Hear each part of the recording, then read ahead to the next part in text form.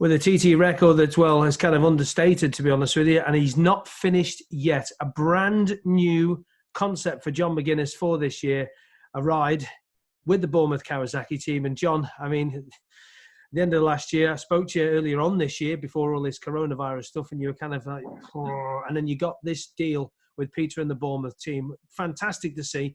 But this is all about mountain memories, and you have got so many. You've been coming over here for so long. We'll talk about Bournemouth Kawasaki a little bit later on. But tell me about your very, very first Isle of Man mountain memory. Well, it'll be with my dad, 10-year-old. My dad was racing the Derby races on his TZ350G, and so we came across it. I think we were coming an old caravanette, we used to call it, old long wheelbase transit, bit gypsified old thing with the old wheel trims on the grill. I remember the chrome wheel trims on the grill. I remember my dad stuffing me and my brother under one of the seats so we could get on the ferry for free. So we smuggled ourselves across, and then off we went to Derby. And I've been to loads of races with my dad all over the place, with grass tracks and scrambles and one thing and another. So it's but going to there was special. I knew I was going to the Isle of Man. I knew I was going to see some of the TT. I knew I was going to see my dad race, and I'm sure. Well, I remember the Derby road races were. The Derby road races were on when TT practice was on, So it was so you could watch the racing and watch the practice with my dad, then go and watch some practice at the TT. And I don't know, my old fella just, some 10-year-old stuck my head through the ropes at bottom of Bray Hill, and on they came, everybody. Joey. No, home, John. It's all right. Don't worry. I was the trampoline's blowing. We've got some high winds here at the minute. The trampoline's blowing over, and I'm getting torn the new backside by my 10-year-old daughter here. So, but yeah, early TT memories again. Back there, 10-year-old watching the practice, and it was really, really special. It was just mind blowing. It's like everybody's reaction when they first see a bike coming down the TT. I don't care who you are, if you're into playing tiddlywinks or you're a cross dresser, it doesn't really matter. That is something that is really, really unique and really special. And that sort of cemented it in my head. I was like, I want to be a TT rider one day. And I was only 10, you're brand new, aren't you? But at some stage, I wanted to be. That was my dream. That was my passion that I wanted to do. And I was doing some motocrossing at the time. But when I got old enough to ride road race bikes at 18, I was away, and that's where the journey began. But yeah, it was a long, long time ago. I suppose it was.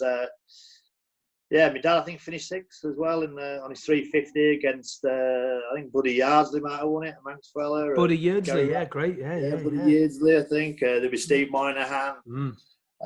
Gary Ratcliffe, Paul Hunt, and all that. My old fella, big fat old fella with his orange levers on his TZ350G was sixth, and I think he had a bit of a dice with a lad called Brian Lund or something, some Manx kid, and he was a Manx Grand Prix winner. And I remember that name was a long time ago. So, It's 40 years ago. It's unbelievable, and they are still they're still there, aren't they? Those. In the paddock, they have those glass greenhouses. They're still there, I think. And I remember the greenhouses and the paddock being in one place, and they used to run out, and the start line was down the big long straight at Derby. So, that's right, yeah. And then it went to that really narrow bit, and and it really, really bumpy. I remember that because I remember my dad's frame was cracked a few times, and they were wandering around the paddock. My dad and a couple of cronies of his mates, and I think the only people that had any welding apparatus was the good old sidecar boys. So they were brazing the frame up as the race meeting went along. But I mean, I sat with my feet over the bank through one of the chicanes where the paddock is as a kid, me and my brother, and it was amazing. So that's the north of the island. We all love the Derby Road Circuit. I'm going to hope it's going to come back one day. But let's go to the mountain circuit. Let's go to that 37 3/4 miles. You've won 23 times. It's not over for you on that, is it? There's still a few things to tick on. There's still a few people who are on the internet all the time giving you grief about it. That's it. It's too old and all this. What did William Joseph Dunlop do at your age around there? I won 3, and I was his teammate. Yeah, so special times, and jumped off a superbike onto a 125, then on a 250. And, you know, you can't say anything else, but you know, royalty on motorcycles. You know, I was a 250 British champion. I was the 250 lap record holder. I sat off number 4. He was number 3 in the 250 race. I thought, I'll catch this old boy. Nope. He showed us a clean pair of heels there, but yeah, he can still do it. Bruce is really, really fast, you know. I mean, Bruce is a bit of an enigma. We all know that. We don't know how old he is. We don't know how old he is at all. I mean, I think his age starts with a 5 now. But I think at 49, it was, you know, it was right at the sharp end of the Ulster Grand Prix, wasn't he? Podiums everywhere, TTs. You know, you can still do it if you've still got the passion, the drive, the eyesight, the health, the team. Yeah, and again, you know, I'm really in a lucky position because it's all sort of lined up again for me. You know, I've got a great package, real nice team. You know, I like the team. I just like the way they go around about it. You know, it's a family-run thing. There's no egos. They're doing it because they love it. Come from a weird place, though, Bournemouth. That's just too far away, isn't it? It's a long way away. He drove up to see you.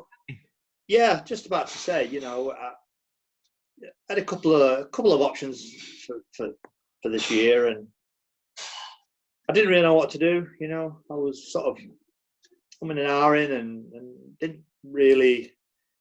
Nothing really jumped out, but when you know. Sort of James went and did the deal with OMG. It sort of opened the door, and Pete rang me, and I hadn't really spoken to Pete a lot. I just watched him from the outside, and I know he runs a great team. 60 starts, 57 finishes. You know, the record itself speaks for itself. The reliability thing, which is a big thing for me at the TT. And he said, "Oh, I'll have a run up. And see you. You know, Bournemouth to Morecambe, 5 hours."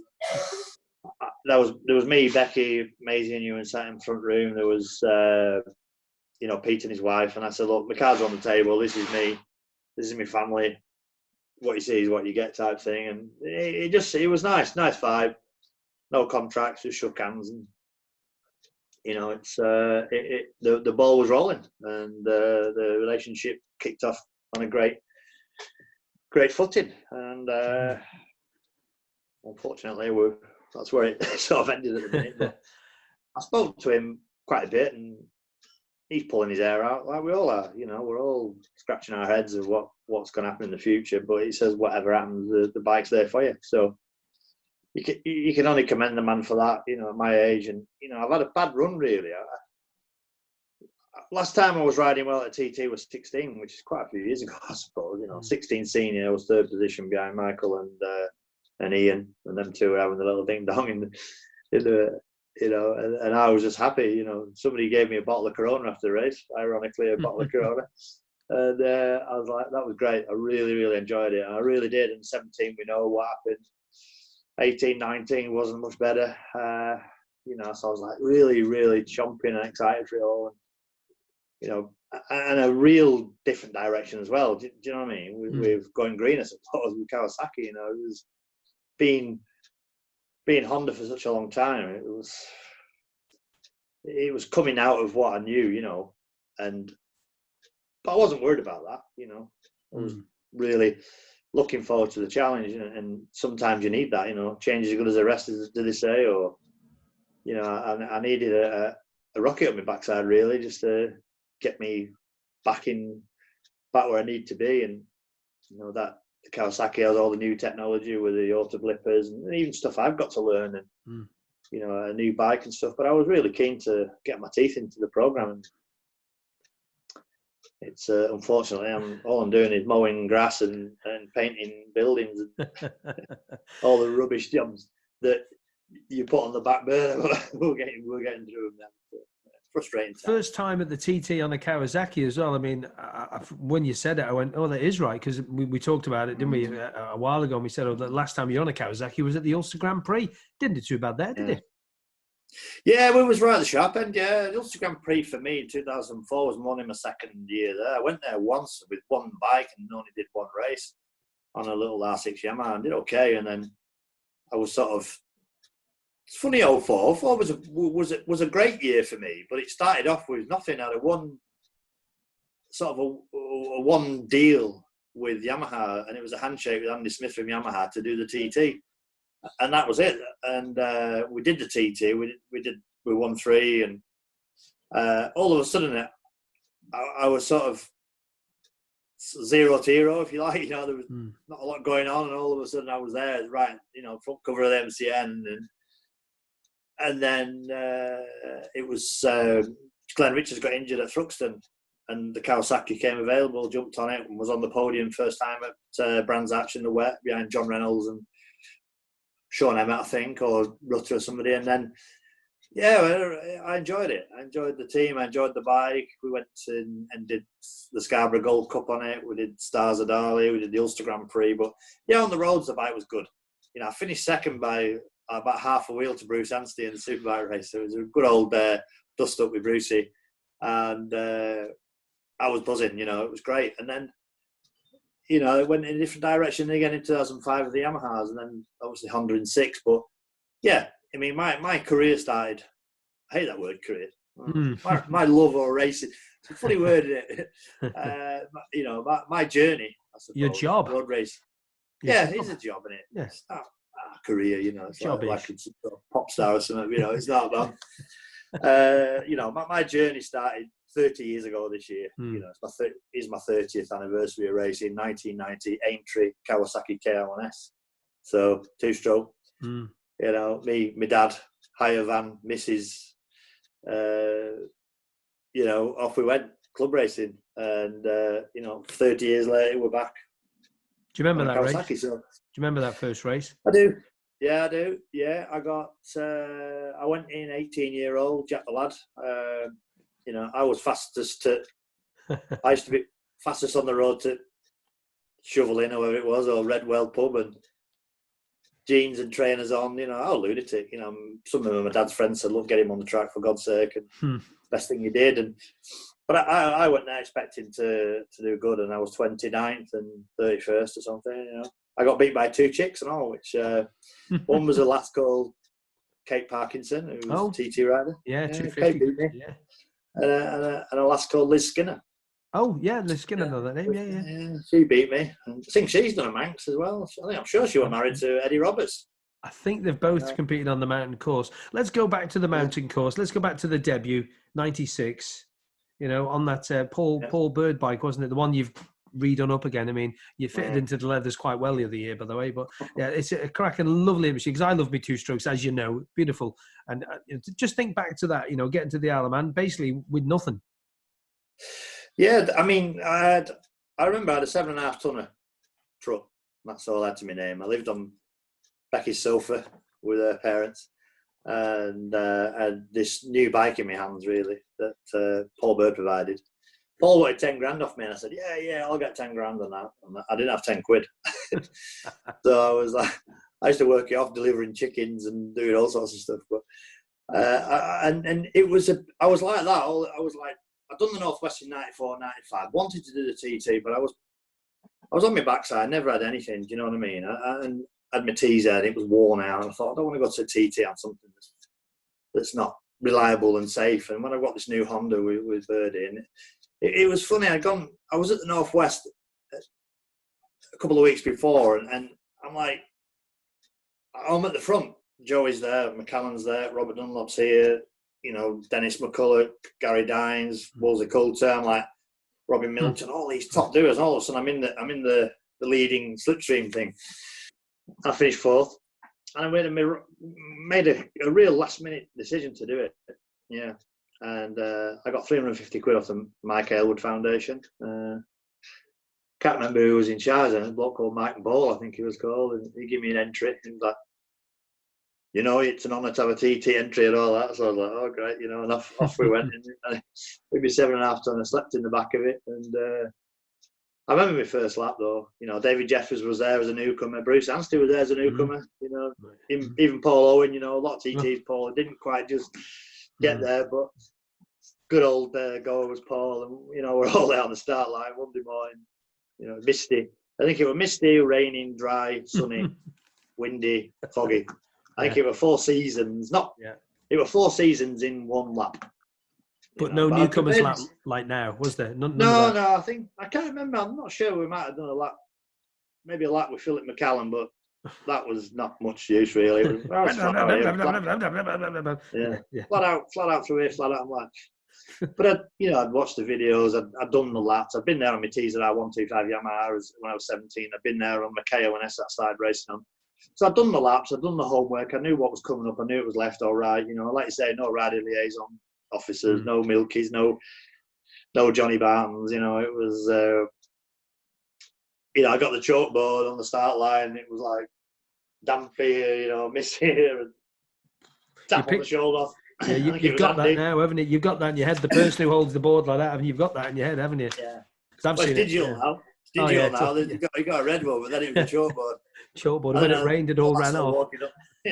Last walk you going, she's like, you know, I'm like, where am I? I mean, it was. I'll never forget the 2 riders that sat in front of me. One was Lee Pullen and one was Mick Lofthouse as well. Because I wanted to go with Mick because he was on a 125. So I thought if I can hang on to him a little bit and learn a little bit, but them 2 were gone. You know, Pullen had a black visor on a slick back tyre, and I was like, am I missing something here? But it was a morning practice, and it was a bad year '96 for weather. Practice week was really bad. I didn't get a lot of practice, but you know, the rating when we lost Mick Lofthouse on the Friday morning and the Kiwi rider Rob Holden, it was a bit somber, you know. And I was like, what am I doing? And Mick Lofthouse's dad says, look, get on the bike, get on with it, you know, old Arthur.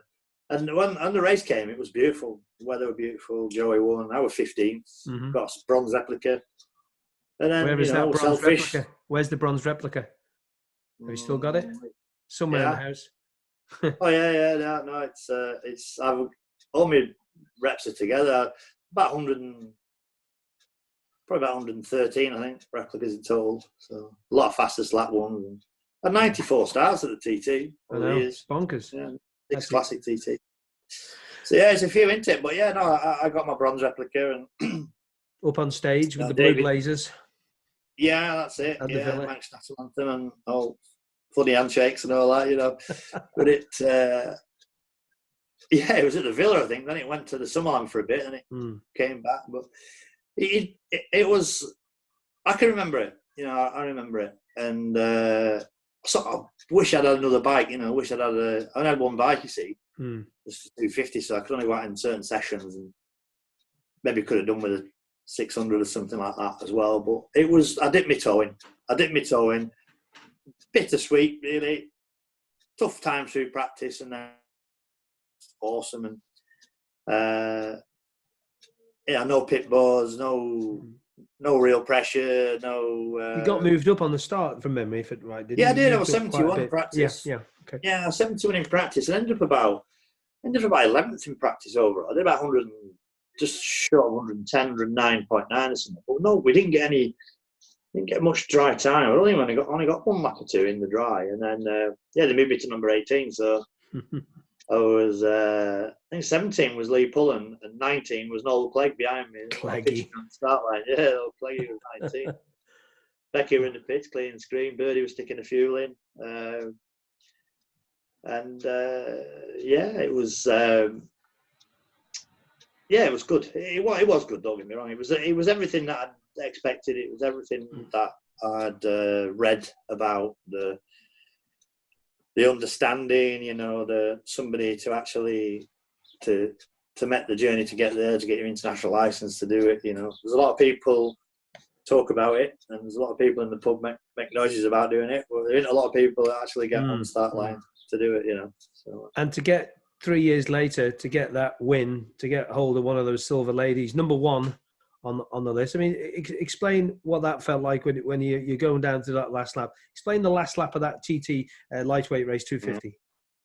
Yeah, it's a bit weird, and it's a little bit you think you're there, but you're not. You know, you've still got quite a bit to do. You know, I think I might have been, I can't remember, it was about 28, 30 seconds in front, so it was mine to lose, you know. So because I'd read this, I'd listened to riders, and it's funny, some riders just spin you a bit of a yarn, and you think, that's not quite sure. But, you know, you figure it out, and I thought, well, let's not rev the bike, let's make sure we're precise on the downshift, let's make sure we're not hard on the, you know, the gearbox, the clutch, and you know, some Aaron Ramsey hairpin on 250, you got to slip the clutch, and I thought, I'll just leave the clutch and let it just pull away.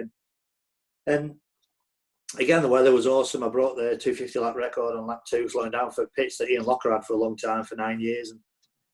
And I was in a lucky position where I'd got a barrier, you know, a safety barrier, and I've crossed the line. It was a bit weird. I look back and I watched my interview on the telly, and I'm so embarrassed by it. I just waffled a lot of rubbish, and I didn't know what to say. You know, it was like it was a bit like a big, you know what I mean? A bit, not anticlimax, but you know, half of me wanted me to do a nude streak, another half, well, I didn't really know what to do. You know? But we partied. When everything wound down, we had a huge party on that night. You know, we went mad and ended up in.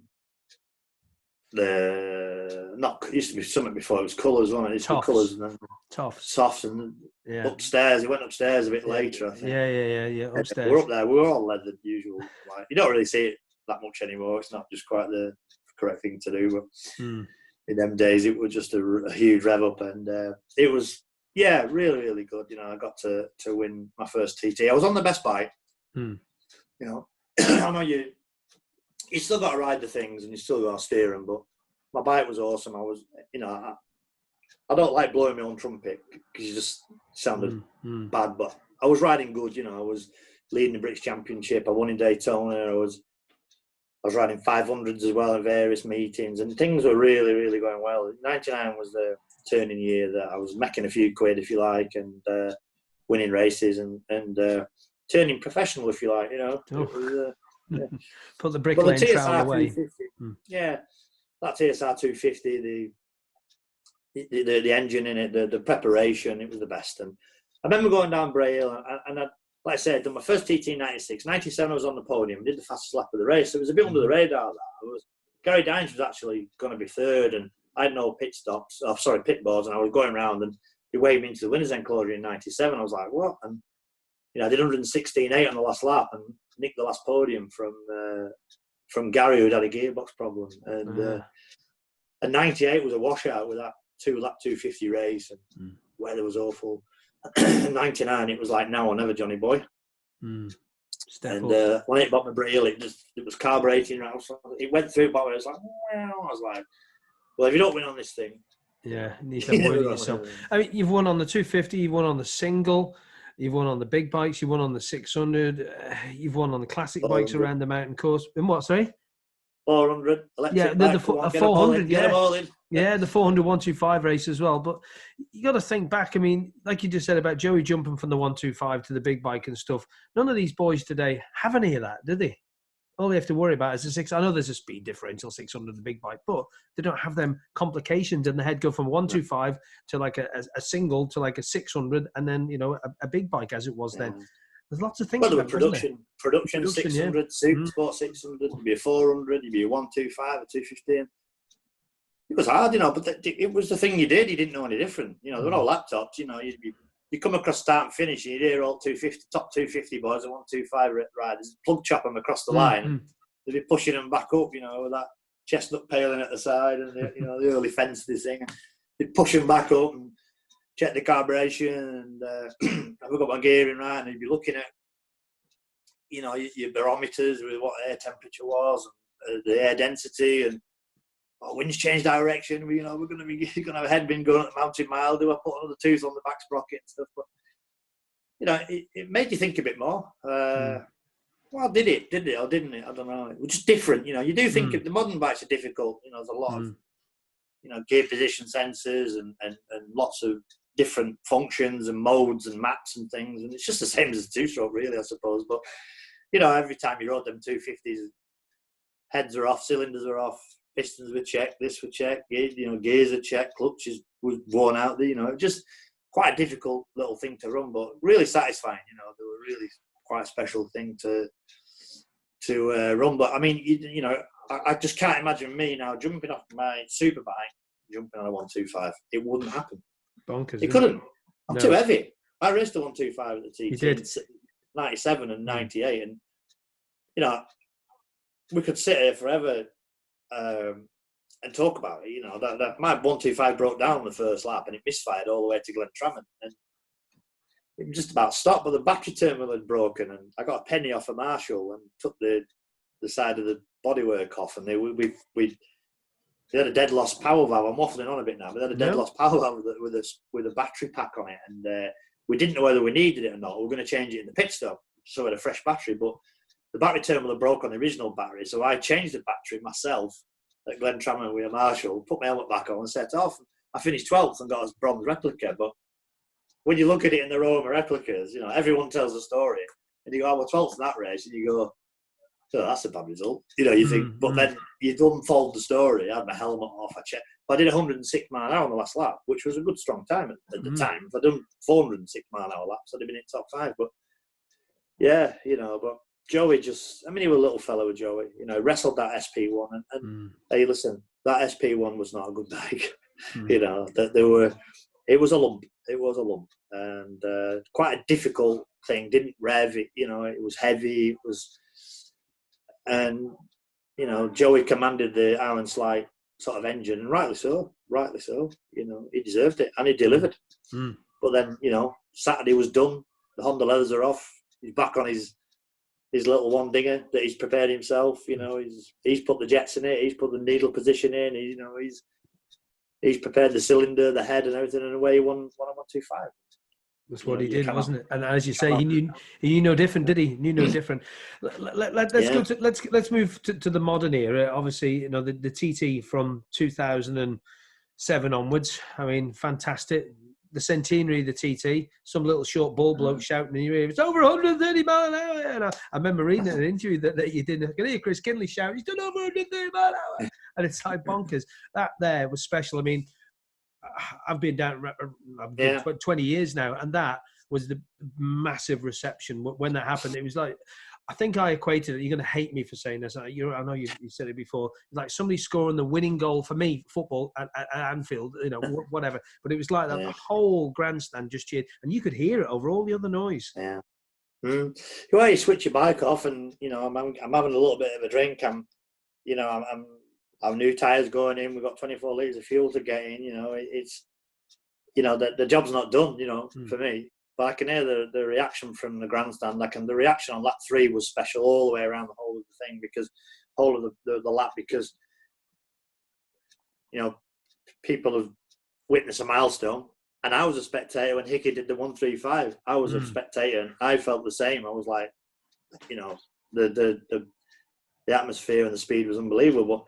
To be sat on the bike, it was surreal, really. You know, it was really, really, really cool. But I really had to still concentrate. I still had for me, winning the race would have, you know, if I'd have done 132 mile an hour, I broke down on lap 6, I'd be so upset, you know, because it's all about winning. Lap speed for a spectator, maybe. I have a lot of conversations about that with spectators or fans, and they say, "Oh, I watched you do the first 130." They never say, "Well done for winning the race." It's never. It's all the 130, so I'm like, yeah.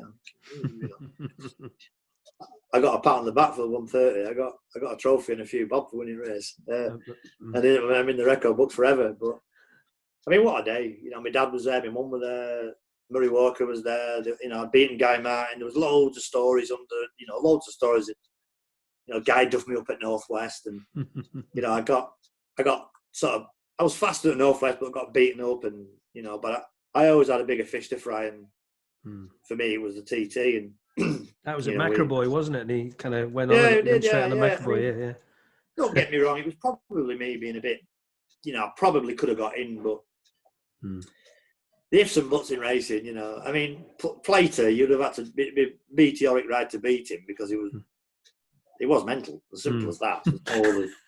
Well, he was. You know, he was prepared to go to the other level to win. You know, I never was. You know, I thought, well, do you know what? You know, fair play. But it was sometimes a bit too much. But he'll never ever drop his guard with that. He'll always stand on. But I had eyes on the other prize.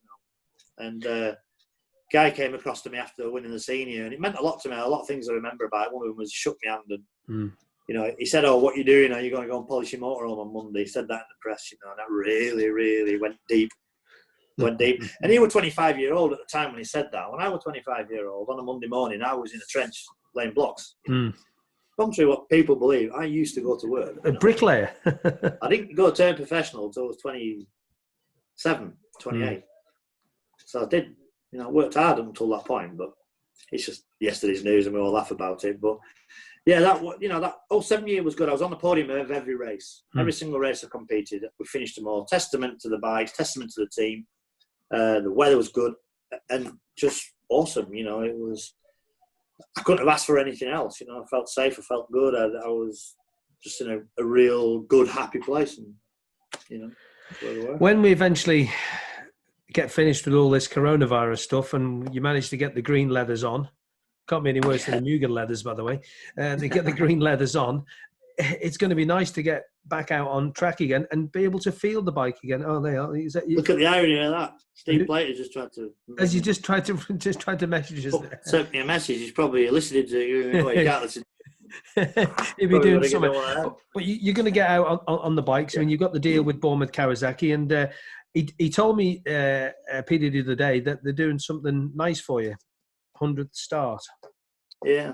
You can't talk about it because he has told me about it, but don't tell. Yeah, no, I did mention it to him, and I thought that that will be really, really cool, and dead proud of it. I'm proud that I've been on the start line that many times on so many different bikes, and like I say, 2 strokes, 4 strokes, twins, Ducatis, Yamahas, electric bikes, you name it. We've been on the grid, but not on a Kawasaki. But yes.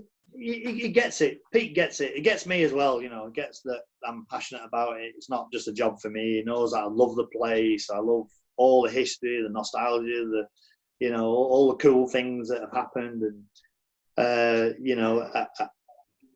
I don't know what he's actually going to do. I don't know if he's going to do a special bike or something. I never really asked to go any further into it than that. But I think it's a milestone. I think it should be commended by anybody.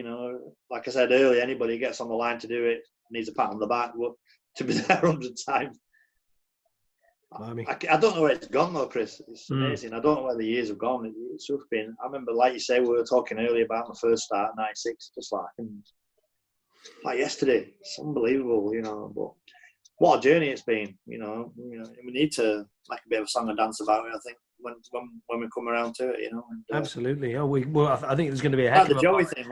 When we did the Joey tribute,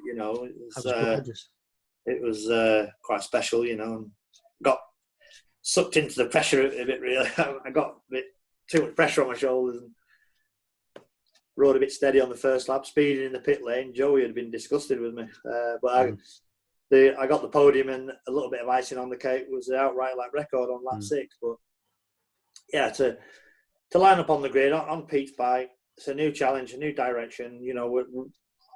With my hand on my heart, I honestly don't know how it's all going to pan out. Whether we're going to be right at the sharp end or where we're going to end up. But